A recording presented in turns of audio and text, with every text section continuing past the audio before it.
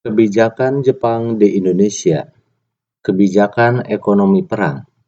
1. Selama masa pendudukan Jepang di Indonesia, diterapkan konsep ekonomi perang. Artinya, semua kekuatan ekonomi di Indonesia digali untuk menopang kegiatan perang bangsa Jepang. 2. Tanah-tanah diganti dengan tanaman padi untuk menghasilkan bahan makanan dan bahan-bahan lain yang sangat dibutuhkan, misalnya jarak.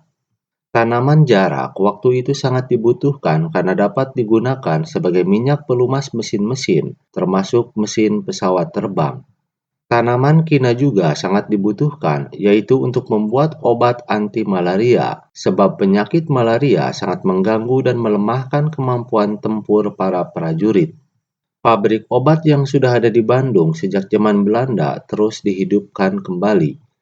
3. Dalam rangka mengendalikan kebijakan di bidang ekonomi, maka semua objek vital dan alat-alat produksi dikuasai oleh Jepang dan di bawah pengawasan yang sangat ketat. Pemerintah Jepang juga mengeluarkan peraturan untuk menjalankan perekonomian di bidang perkebunan. Perkebunan-perkebunan diawasi dan dipegang sepenuhnya oleh pemerintah Jepang. Banyak perkebunan yang dirusak dan diganti dengan tanaman yang sesuai untuk keperluan biaya perang. Rakyat dilarang menanam tebu dan membuat gula. Beberapa perusahaan swasta Jepang yang menangani pabrik gula adalah Meiji Seito Kaisha. Kebijakan pengendalian kegiatan pendidikan dan kebudayaan.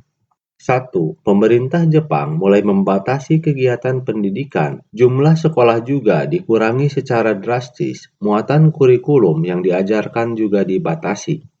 Mata pelajaran bahasa Indonesia dijadikan mata pelajaran utama sekaligus sebagai bahasa pengantar. Kemudian, bahasa Jepang menjadi mata pelajaran wajib di sekolah. 2. Para pelajar harus menghormati budaya dan adat istiadat Jepang. Mereka juga harus melakukan kegiatan kerja bakti, kegiatan latihan jasmani dan kemiliteran, menjalankan semangat Jepang, menyanyikan lagu Kimigayo, menghormati bendera Hinomaru, dan melakukan gerak badan, serta Seikerei. Pengerahan Romusa. 1. Untuk menopang Perang Asia Timur Raya, Jepang mengerahkan semua tenaga kerja dari Indonesia. Tenaga kerja inilah yang kemudian kita kenal dengan Romusa. 2. Untuk mengambil hati rakyat, Jepang memberi julukan mereka yang menjadi Romusa itu sebagai prajurit ekonomi atau pahlawan pekerja. Para Romusa itu diibaratkan sebagai orang-orang yang sedang menunaikan tugas sucinya untuk memenangkan perang dalam Perang Asia Timur Raya. Sekitar 300.000 tenaga Romusa dikirim ke luar Jawa, bahkan sampai ke luar negeri seperti ke Birma, Muang Thai, Vietnam, Sarawak, dan Malaya. Demikian kilas balik menengok masa lalu untuk menatap masa depan.